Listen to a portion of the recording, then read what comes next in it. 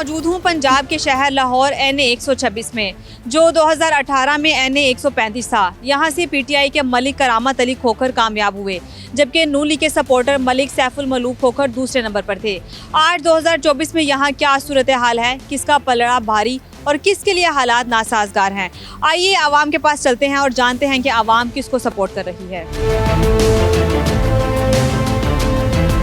8 फरवरी को इलेक्शन है, तो आप किस पार्टी को सपोर्ट करेंगे, किसको अपना वोट देंगे? नून लीग पूरे पंजाब ਵਿੱਚ ਕੰਮ ਬੜੇ ਕਰਾਏ। 5 ਰੁਪਏ ਜੋ ਤੁਸੀਂ ਬੱਤੀ ਦਾ ਇਸ ਵੇਲੇ 45 ਰੁਪਏ ਹੋਇਆ ਪਿਆ। ਗਰੀਬ ਘਰ ਦਾ ਤਵੇ ਨਹੀਂ ਤਾਪਦੇ ਤੇ ਮੀਟਰ ਨਾ ਪਟਿਆ ਜਾਏ, ਬਿੱਲ ਤਾਰੀ ਦਾ ਸਮਾਨ ਵੇਚ ਕੇ। ਸਾਨੂੰ ਤਾਂ ਉਹ ਹੀ ਚਾਹੀਦਾ ਨਾ ਜਿਹੜਾ ਸਹੂਲਤ ਦੇ।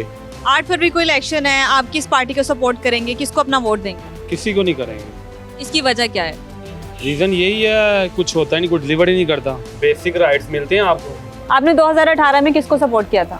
2018 से 2013 से PTI को किया था। पहले हमारे अबाओजाद ने या बड़ों ने जो भी है PMLN को सपोर्ट किया, क्या मिला? बेसिक चीज़ें, बेसिक नीड्स हैं वो मिलती हैं, कुछ भी नहीं है यहाँ पे, कुछ भी नहीं है। अगला वज़ीर आज़म कौन होगा? क्वेश्चन मार्क है। अभी 8 फरवरी को इलेक्शन होंगे, तो आप किसको सपोर्ट करेंगे, किस पार्टी को वोट देंगे? मैं तरीके लबैक को, मुझे पता उन्होंने नहीं होना, लेकिन मैंने अपना वोट जो ना वो सलाम के लिए देना। जो आपके हल्के के MNA हैं, MPs हैं, उन्होंने यहाँ के मसाइल हल किए। इधर जो हमारे ना ये जो हमारी गलियां बनाई ना, ये उसने तरीका बनाई है PTI वाले ने। मलिक करामत खोखर ने यहाँ पे काम करवाया है। काम करवाया। ये सारे राणा टाउन में, ये जवेरी टाउन में सारी उसने गलियां बनाई हैं, पक्की बनाई, हमें बहुत फ़ायदा हो गया। ठीक है ना? आप किसको वोट देंगे? नहीं, मैं इनके हक में नहीं, किसके हक में आप? किसी के भी हक में नहीं, मैं वोट ही नहीं देना। हम तो मायूस हो चुके हैं इनसे।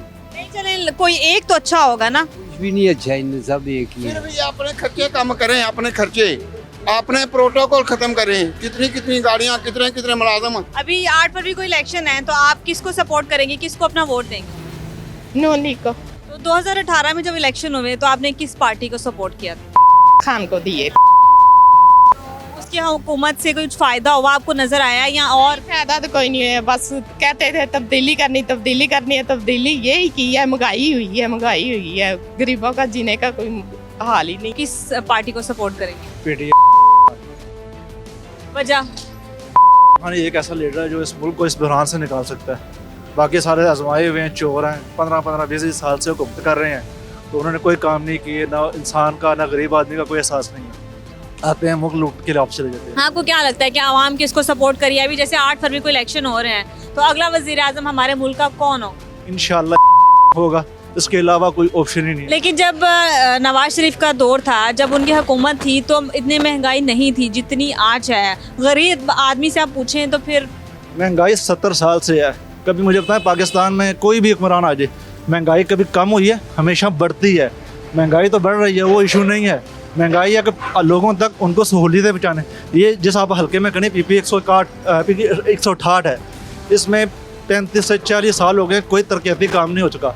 ये 3 साल इस हुकूमत में। तो यहाँ पे जो MNA MPs होते हैं, वो यहाँ के मसाइल हल और लोगों के मसाइल हल नहीं करते?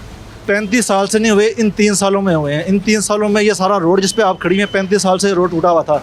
ये हाजी करामत नदीम बारिया की हुकूमत में उन्होंने इस हल्के में ये काम किए हैं। उसके बाद कब्रिस्तान का मसला इशू दिया उन्होंने। उसके बाद इन्होंने पानी, सीवरेज, ये तमाम काम उन्होंने अपने हल्के में करवाए हैं। 3 साल की हुकूमत और पाकिस्तान को 40 साल बने हुए इस एरिए में 40 साल से हुक्मरान बैठे हुए हैं, कभी कोई काम नहीं हुआ। अभी इलेक्शन होने वाले हैं, तो आप किस पार्टी को वोट देंगे? नवाज शरीफ।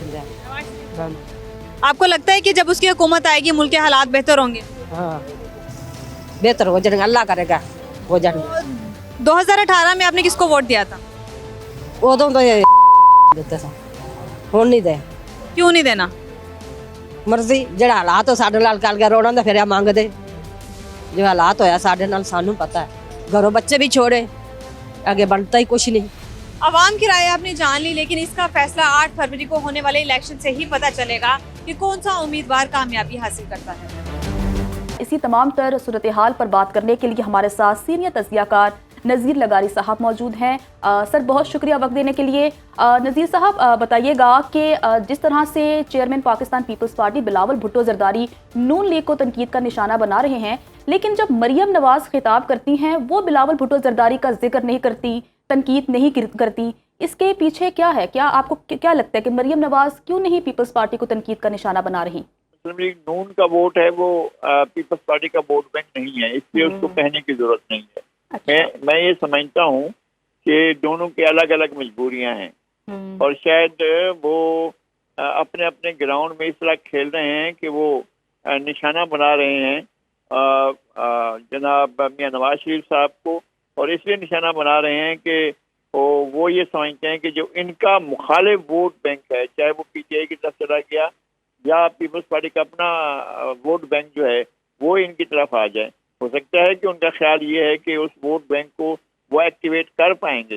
देखना यह है कि क्या ये उनके लिए मुमकिन है, क्या उस वोट बैंक को एक्टिवेट कर सकेंगे, क्या ये उस कारकर्दगी से जान छुड़ाने की कोशिश कर रहे हैं पिछले 16, 17, 18 महीने की जिसमें ये वजीर खारजा थे, तो क्या उसको भी वो मास्टर्स या वोटर ये समझेगा कि जनाब ये तो ऐसे ही थे। मतलब ये सारी सूरत हाल उस वक्त तो सब एक पेज पर भी थे, एक दूसरे के हक में बातें भी कर रहे थे, एक दूसरे की तारीफ भी कर रहे थे, और अब एक दूसरे को बुरा एक दूसरे को नहीं कह रहे हैं बल्कि ये कह रहे हैं। और मुस्लिम लीग नून ने खामोशी अख्तियार कर रखी है। मुस्लिम लीग नून का बोलना जो है वो पीपल्स पार्टी के वोटर को एक्टिवेट करना होगा, इसलिए वो बात नहीं कर रहे हैं। वो एक मौका नहीं दे रहे हैं कि पीपल्स पार्टी का वोटर जो है, जो आराम से सो रहा है या आराम से सोता रहा है, वो उठ कर आ जाए कि जी वो देखें नून लीग वाले तो मुखालफत में आ गए। इसलिए वो इस पोजीशन में अपने आप को लाना नहीं चाहते हैं। वो ये चाहते हैं कि पीपल्स पार्टी का वोट बैंक हमारे बोलने से ज्यादा हार्श होकर एक्टिवेट होगा, हमें उस तरफ जाना नहीं चाहिए, वो आराम से बैठे। लगारी साहब, इस वक्त अपेरेंटली सियासी सरगर्मियां तो चल रही हैं, मुख्तलिफ जमातें अपनी सियासी सरगर्मियां जारी रखे हुए हैं। चीफ जस्टिस साहब ने कहा था कि 8 फरवरी को इलेक्शन होंगे, अगर किसी को लगता है कि 8 फरवरी को नहीं होंगे तो वो बीवी से बात कर ले, टीवी पे बात ना करे। लेकिन अब तो जरदारी साहब ने इंटरव्यू में ये बात कर दी कि अगर 10-15 दिन आगे चले जाते हैं इंतखाबात तो कोई मसला नहीं है। मौलाना फजल रहमान ने भी सेम बात उन्होंने भी दोहराई है। तो अब ये मामला किस जानिब जाता दिखाई दे रहा है आपको? नहीं, मेरा ख्याल है कि ये 8-10 दिन की बात तो कोई बात नहीं है, और जो चीफ जस्टिस ने कहा उसी बात पर सबको कायम रहना चाहिए, और ये अपने आप अपनी तरफ से ये कोई ऐसा मौका नहीं देना चाहिए कि जनाब हम तो 8-10 दिन के लिए तैयार हैं। जब कोई 8-10 दिन के लिए तैयार होता है तो अब 20-25 दिन के लिए भी तैयार होता है, फिर 5-8 महीनों के लिए भी तैयार होता है, फिर 4-5 साल के लिए भी तैयार हो जाता है। फिर तो इलेक्शन के बगैर उनका मसला ही कोई नहीं है। जनाब काकड़ साहब जो वज़ीर आज़म में चला रहे हैं मुल्क को, और वो समझेंगे यार यही ठीक है, फिर क्या जरूरत है जब इनको इलेक्शन की जरूरत नहीं है। मैं कहता हूँ कि सियासी जमातें अगर इलेक्शन से बाहर होना चाहती हैं या इलेक्शन के अमल में शरीक नहीं होना चाहती तो अपने साथ ज्यादती कर रही हैं। ये जरदारी साहब कह रहे हूँ, मौलाना फजल रहमान कर रहे हूँ, नून लीग कह रही है, या कोई और कह रहा हो कि इलेक्शन को कोई बात नहीं है, मुलतवी हो जाए 4 कुछ दिनों के लिए, या असल में तो होने चाहिए थे उस तारीख को जब ये ड्यू थे। अगर ड्यू तारीख पर नहीं हुए तो अब आगे इनको आगे नहीं जाना चाहिए।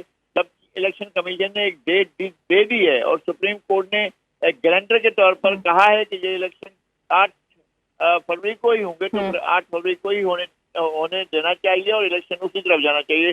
अब खबर आपकी दस्तरस में, हर वक्त बर वक्त। अभी सुनो न्यूज के YouTube चैनल को सब्सक्राइब कीजिए, बेल आइकॉन पर क्लिक कीजिए और बाखबर रहिए मुल्की और बैनुल अक़वामी हालात से यकीन के साथ।